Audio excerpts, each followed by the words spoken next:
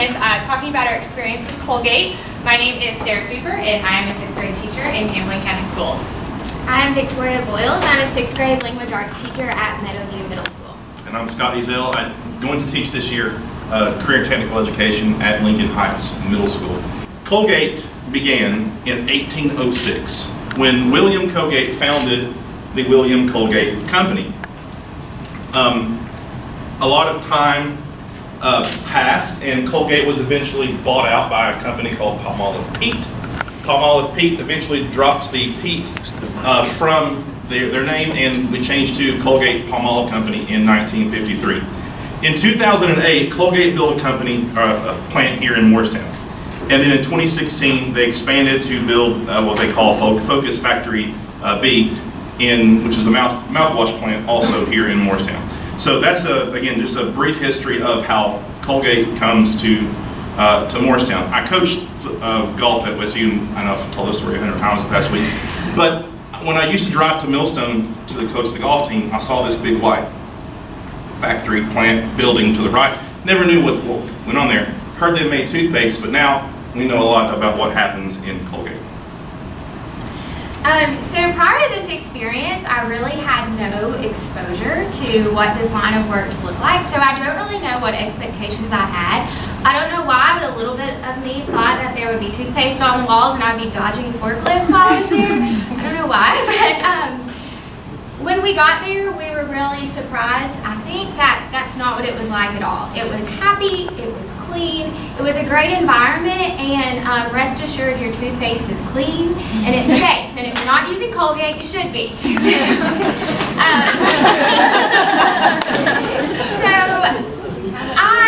The biggest takeaway that while we were there and to see this environment is I had no expectations and I had no exposure.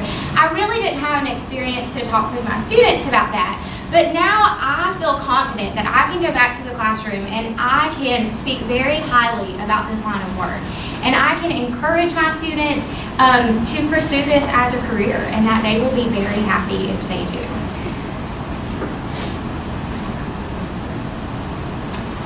So while we were there, this slide should probably say what we didn't do. We did everything while we were there, but we really had to balance being excited about the process of making toothpaste, but being excited about what questions we were going to ask and what we were going to be exposed to while we were there so that we could bring that back to our students. So we went through those employee trainings, we went on the line, we actually built a part that is going to be used unless it doesn't work.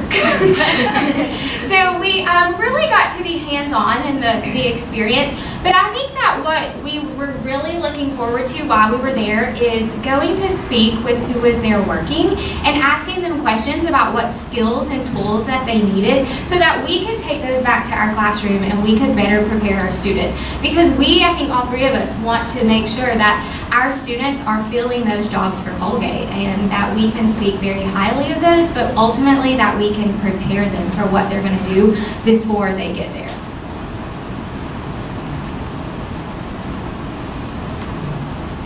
Okay, so as an elementary teacher, one of the things that I was really excited about this opportunity was to be able to bring back a lot of specific examples of what this looks like in the workplace and how we can bring it back to the classroom. I hear especially a lot of conversation with our K-1-2 teachers in the elementary world where they talk about, I know that this stuff's important, but I'm not exactly sure what it looks like and what I'm supposed to do. So we spent a lot of time really paying attention to all of the soft skill examples and the hard skill examples that the Colgate employees were sharing with us. And just to echo what Victoria said, their employees were phenomenal. They really did. We would walk up to them when we were job shadowing them throughout the week, and we would say, so if you were able to tell a classroom teacher what you would like to see us implementing in the classroom, can you give us specific examples? And there was not a single person that did not have a ton that we were able to put in our toolbox to bring back to our teachers to share with them. So some of the things, just communication. And what's really awesome, to kind of take a little bit of a side note here, is that after you've heard all of these presentations, you're hearing a lot of the same things. So I feel like a lot of us are going to be able to take back to our schools and our classrooms and our communities relevant information that is streamlined, which is extremely essential. So So communication. If you want to be able to be an awesome employee, if you want to be able to be a successful employee, you need to be able to communicate. And communicate looks different depending on what type of job you do, but regardless, communication is key. Collaboration. We saw some amazing examples of collaboration. I think there is a perception that collaboration is butterflies and rainbows sometimes, and that's not necessarily the case. What collaboration is it's working together for a common goal. Sometimes there is struggle within that collaboration, but it's the process and it's the ability to work through those roadblocks to take and be successful at the end. So in the classroom, collaboration is key as well, not just between teachers and students, but between teachers and other teachers and administrators and teachers. Problem solving. Sometimes we know that students struggle with solving problems because there's lots of perseverance that goes into that process. So we got to see a lot of problem solving, a lot of root cause analysis, and it was really incredible to see workers in the plant solving problems together, but then thinking about, okay, what does that look like in the classroom and how can we bring that back for our students?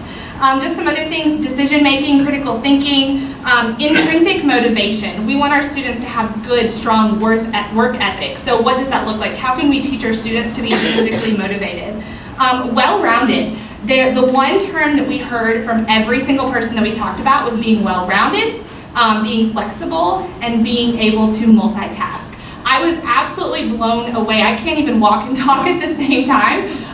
So I was blown away by workers who were able to be typing things in on the computer, paying attention to what was going on the plant line, and then being able to also know that they have to do this, but they also have to be paying attention to what's going over here, and also being able to talk to me about the entire process. So being able to be well-rounded, but also the ability to multitask successfully.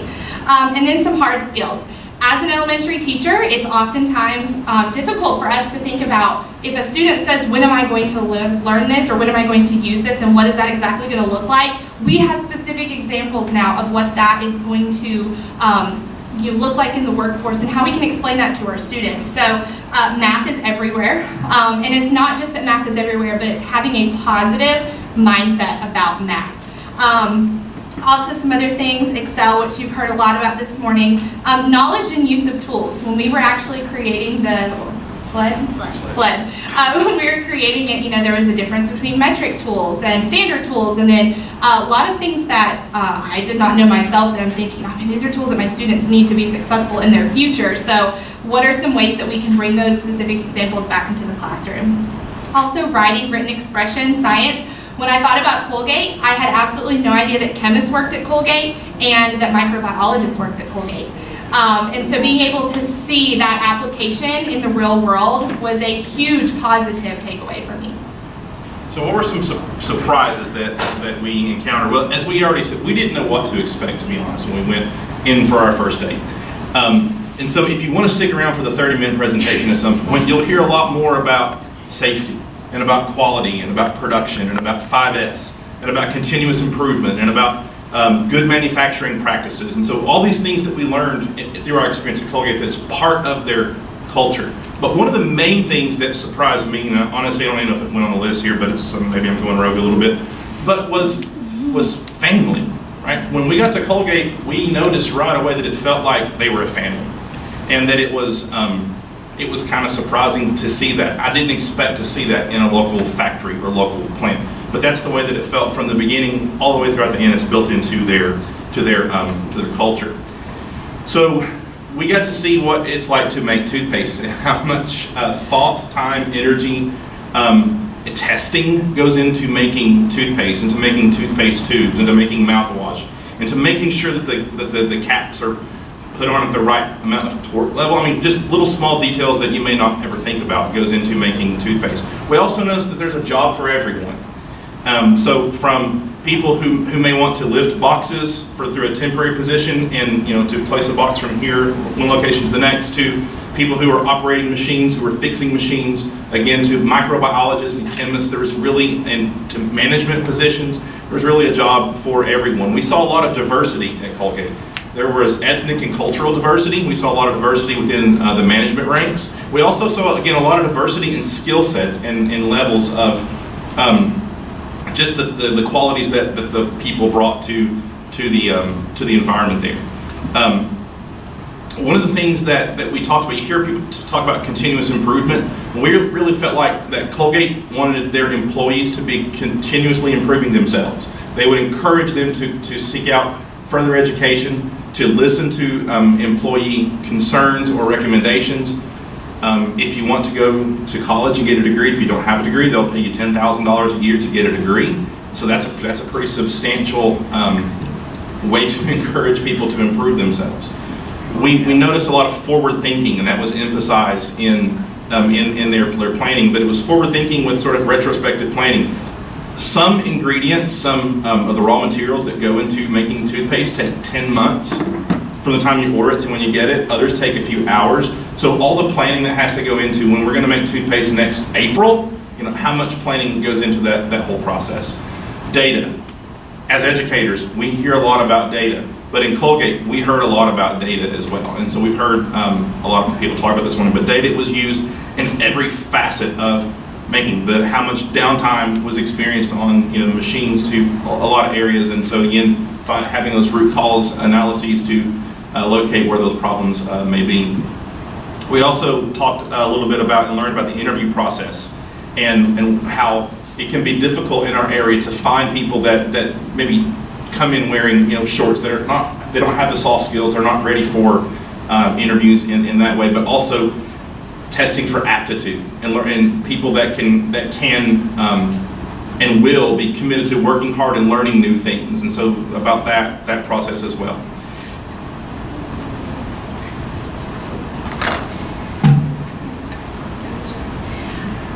Okay, so a couple of our takeaways. We're going to spend the rest of our presentation pretty much highlighting exactly what that's going to look like. But when we say that there is a job for everyone, we actually, the three of us have a very unique experience. Not only do we teach in the same district, but we just got to do a year-long SCORE fellowship together where we were learning how to be advocates for students. And so we've learned about the power of a story and how looking at your students and seeing their story and not just thinking about the students when they're in your classroom right now, but where they're going to be 20 years from now, 30 years from now, 40 years from now, and what we can do to not teach them necessarily, but to provide them learning experiences has been really incredible. So when we say that there's a job for everyone, what we mean is that we think of our students like Roberto, who loves robotics, and another one of my students, Jennifer, who is absolutely obsessed with planning and looking at schedules. I see our students and I think, okay, when I talk to them and when I help them start to be interested in their future, I can give them, did you know that there's actually a company that this is what they do? Or did you know that robotics isn't just about building things, it's about knowing how something that you build is actually going to make something else. So we were really, really impressed. And that was one of our bigger takeaways, is that we can see our students in the employees of Colgate. And I know that many of you probably had those exact same experiences. Also that the private sector, the business community, and the education system, they need each other. There are a ton of parallels between education and business. There were so many times where we're like, oh, well, there's actually even terminology that's the same in both sectors. And so we don't need to be secluding ourselves from one another. We need to be including ourselves in the process, because this is a journey for our students, and our students are going to eventually be the future of this world. And so what can we do to help encourage their success? Flexibility is key. We live in a world where we feel like our students are learning to become a lot more flexible because things change. But when you get into the workplace, regardless of what path you choose, you have to be able to be flexible because things could change in a matter of seconds. Also that teamwork and family culture, which we've talked about already, but they apply to both school and business. And that starts when you have a student that walks in on the first day of kindergarten, and it continues even after you send them out the door when they graduate high school. Family and culture and knowing that you belong and that your voice matters and that your voice is important carries over from the education system into post-secondary opportunities. Academic skills are present everywhere, and that high expectations are essential to success.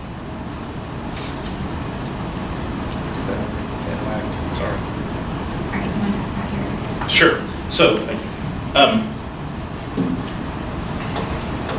one of the things that we were constantly last week having conversations about how this is going to impact our classroom and impact the way that we teach our students and the things that we do. And one of the big takeaways, I'm not going to highlight everything, but one thing that really stood out in my mind was talking with Megan. Megan is the head engineer at Colgate, and she was talking about employee performance and how they evaluate employee performance. And when she was talking about that, I had this just sort of little mini explosion in my brain, in a good way. Explosion, no, never mind, not an explosion, but a building session in my brain, where I realized, why don't I do this in my classroom? Why don't I take this idea of, let's look at your performance and how you change over time, how you work together, and see and encourage you, give you feedback throughout the grading period. And let's use this matrix as a way to grade my students instead of just having sort of a final, so students don't feel like I got an A, I got a B, I got a C. They understand what that grade represents and that it's so much more than a letter, but that their effort, their time, their willingness to adapt, flexible, and incorporate these soft skills and hard skills that we're talking about impact their final grade. So that's something I'm still working the kinks out on, but I'm going to use in my classroom this year.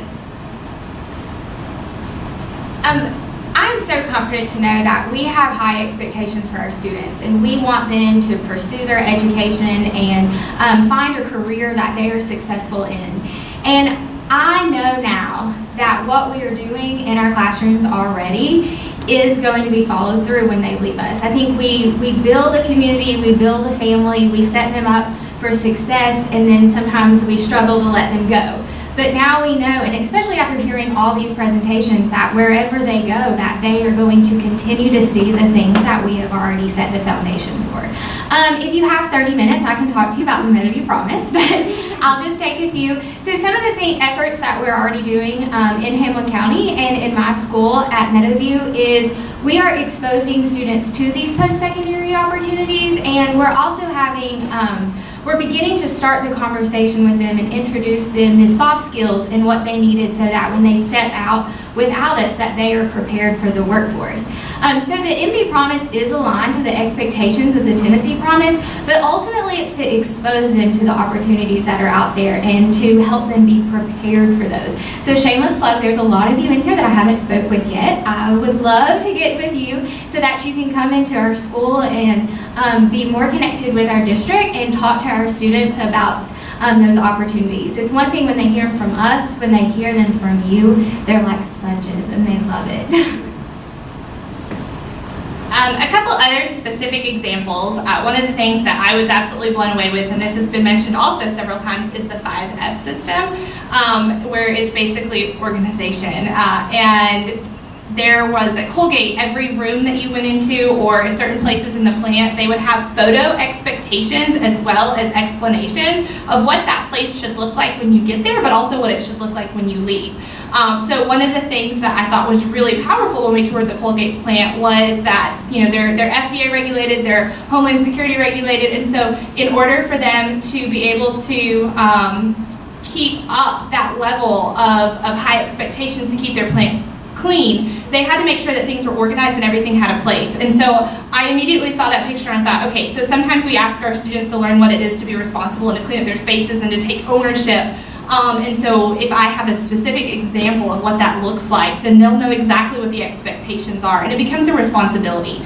Some of the other things that we would like to start incorporating is really kind of like little presentations, kid-friendly presentations, but also tons of community and parent involvement. Our students have amazing families, and a lot of times the disconnect between the two is that the families aren't exactly sure how to help their students be successful. And so one of the things that we would like to see come out of this externship is working with those families, bringing in people from Colgate and other businesses to learn how to take and talk about their experiences and encourage and motivate families to help their students be successful. The last thing that I would like to say before we start to wrap this up is that the diversity at Colgate was probably one of my favorite pieces from the entire week.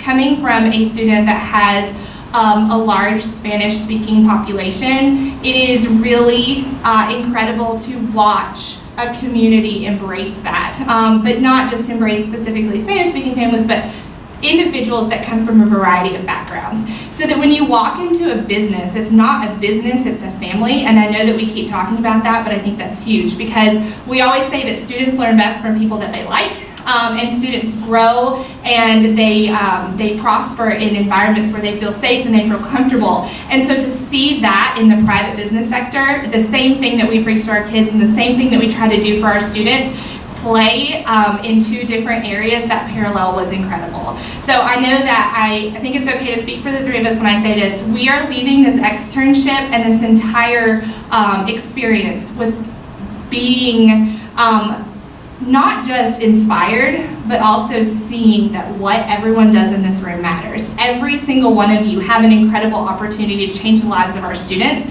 and to change the future. And I think that this has been an incredible experience that we are changed because of it. So thank you for this opportunity. We are grateful for you, and you guys inspire us to be better teachers.